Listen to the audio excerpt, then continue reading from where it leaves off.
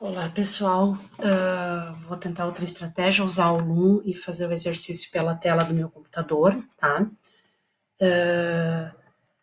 No problema número 2 de trocas de calor, coloquei aqui na minha tela, a gente tem um recipiente que contém 750 gramas de água a 20 graus Celsius, ao qual a gente adiciona 1.240 gramas de chumbo. E esse chumbo está inicialmente a 95 graus Celsius. Tá? Esse aqui é depois. Então, aqui nesse caso, nós vamos ter que a quantidade de calor, eu não vou ficar botando tudo subscrito porque vai demorar, a quantidade de calor que o chumbo absorve é igual à quantidade que o chumbo perde, aliás, né, porque ele vai esfriar, é igual à quantidade de calor que positiva que a água absorve, tá? De modo que se eu escrever que do chumbo mais a quantidade de calor trocada com a água, essa troca de calor é igual a zero, está relacionado ao princípio de conservação de energia. No caso do chumbo, nós vamos ter massa, calor específico e variação de temperatura do chumbo, que somados a massa mais o calor específico, vezes a variação de temperatura da água, continua dando zero, né? Então, no caso aqui, ó, o que que nós temos que tomar cuidado nesse exemplo número 2? A gente só tem calor específico, quer dizer, o chumbo precisa uma baixa quantidade de energia por unidade de massa para a temperatura subir 1 grau, tá? Que é 0,03 calorias por grama para cada grau Celsius de variação de temperatura. A água precisa 1 caloria, tá? Então, é esperado que o chumbo baixe bastante a temperatura, enquanto a água eleve muito pouco a temperatura. Nós não podemos esquecer que a quantidade de calor trocada entre eles é a mesma, só que o efeito de variação de temperatura numa substância e na outra mudam radicalmente por causa dos calores específicos. Então, aqui a gente vai ter 0,03 caloria por grama vezes graus Celsius, que. Eu botei o calor específico primeiro, pessoal, desculpa, mas aqui eu vou botar então 1.240 gramas vezes 0,03 caloria por grama e grau Celsius, que eu peguei do uma das tabelas disponíveis no livro. Então, eu tenho que colocar grama. Se eu usei grama aqui no calor específico, eu devo usar grama na massa. Se eu tivesse deixado 1,24 quilogramas, eu teria que botar aqui 0,03 quilocaloria por quilograma, porque aí eu teria 1.000 vezes mais energia para cada quilograma de chumbo. E delta T aqui, eu tenho que, então, colocar a temperatura final, que eu tenho que calcular, vai ser a mesma para o sistema, porque eles param de trocar de energia quando chegam no equilíbrio térmico, menos a temperatura inicial, que é de 95 graus Celsius. Aqui, melhor, somando isso aqui, né, com a massa de água, que são 750 gramas, vezes o calor específico da água, 1 caloria por grama, vezes graus Celsius.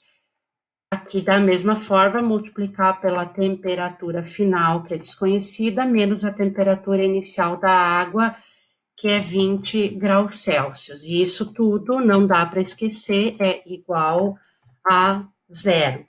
Então, fazendo esses cálculos aqui, o que eu quero chamar a atenção, pessoal, entre parênteses, os números aqui da frente estão multiplicando ambas as variáveis, porque o delta T tem um intervalo. Então, eu vou ficar com 1.240 vezes 0,3, isso aqui vai dar 37,2.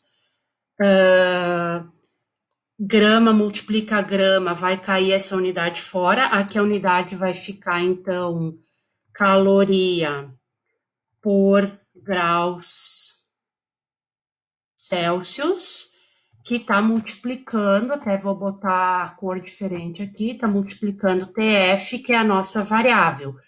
E aí eu sigo aqui, menos esse 1.240 vezes 0,03 vezes 95, que é a temperatura inicial, então que vai dar aqui 3.534 calorias, porque nesse caso, ó, o grama com grama já tinha cancelado, e graus Celsius, vocês estão vendo que aqui tem uma divisão, né, dividido por grama e graus Celsius. Então, esse grau Celsius aqui, no denominador, com aqui dos 95 graus, cai fora essa unidade.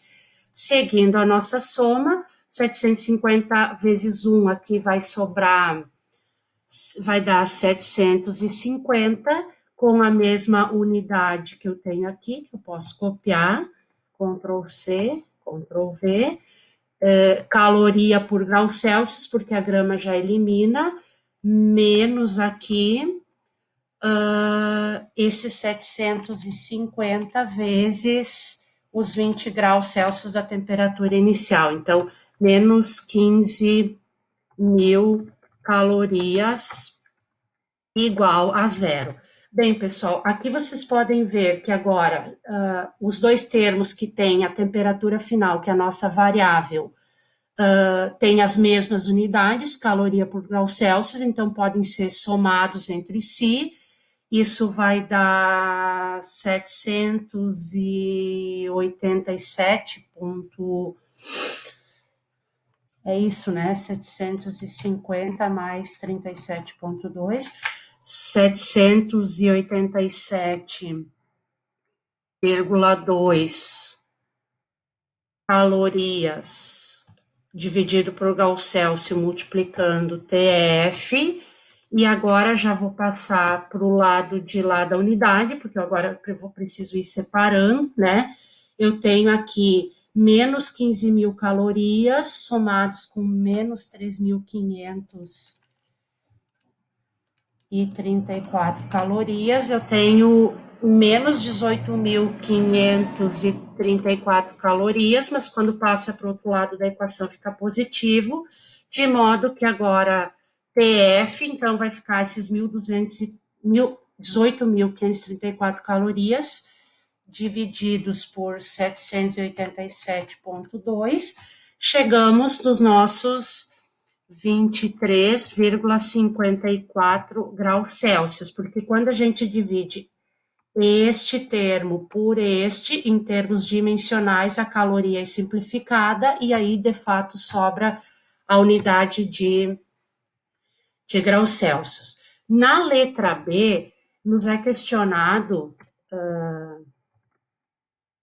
qual é a quantidade de calor que é acrescentado à água, considerando somente a água como parte do sistema. A gente tem que, de antemão, lembrar que se a água absorve em torno ali dos 11.000 joules, é a mesma energia que o chumbo está liberando enquanto ele esfria. Então, na letra B, a quantidade de calor, tirar esse tracinho, senão vai parecer um menos. A quantidade de calor absorvida pela água vai ser MC vezes variação de temperatura, nesse caso, sofrida.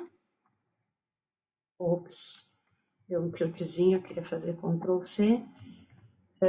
Delta T, isso para água. Então, eu vou colocar aqui a massa de água, agora eu vou mudar as unidades propositadamente, 0,750 quilogramas de água, vezes uma caloria, ou melhor, uma quilocaloria por quilograma, vezes graus Celsius, e aqui, então, eu já vou estar fazendo uma multiplicação aqui para transformar essa quilocaloria em joule, eu vou estar multiplicando isso aqui por 4,18, estou multiplicando isso aqui por 4,18 quilojoules que eu tenho em cada quilocaloria. Então, já estou fazendo a conversão de caloria para joule dentro da própria expressão. E observem que aqui a variação de temperatura da água é diferente da do chumbo. Então, a gente chegou na letra A, que a temperatura final do sistema, enquanto o chumbo esfriou e a água absorveu essa energia, é de 23,54 graus. Então, fazendo essa temperatura final menos a temperatura inicial da água de 20 graus Celsius, a gente vai ter uma variação de temperatura da água de apenas 3,54 graus Celsius. Fazendo essa multiplicação, vocês podem observar que graus Celsius que está no denominador aqui cancela com esse grau Celsius da variação de temperatura, esse quilocaloria que está também no numerador, quando eu tenho 4,18 kJ por quilocaloria, também cai fora a quilocaloria, e também o quilograma de unidade de massa do calor específico simplifica aqui com a unidade da massa de água, de modo que eu chego numa quantidade de calor que de fato é um processo de transferência de energia, portanto tem que ser caloria ao joule. Então nós temos desse produto 0,750 vezes 4,18 vezes 3,54, em torno de 11,09 quilojoules de energia absorvida. Tá, pessoal? Então este é o nosso problema número 2, em que houve uma troca de calor num sistema que a gente idealmente isola das condições externas, e aí a gente assume que toda a energia liberada pelo chumbo nesse problema é a energia que foi absorvida pela água. Se eu botar na prova uma questão de verdadeiro ou falso, mesmo que as temperaturas, as variações de temperatura sejam diferentes, e é muito comum, porque nós temos calores específicos diferentes e geralmente massas diferentes, a quantidade de energia que um corpo libera, no caso chumbo, é igual a que o outro corpo absorve, no caso a água.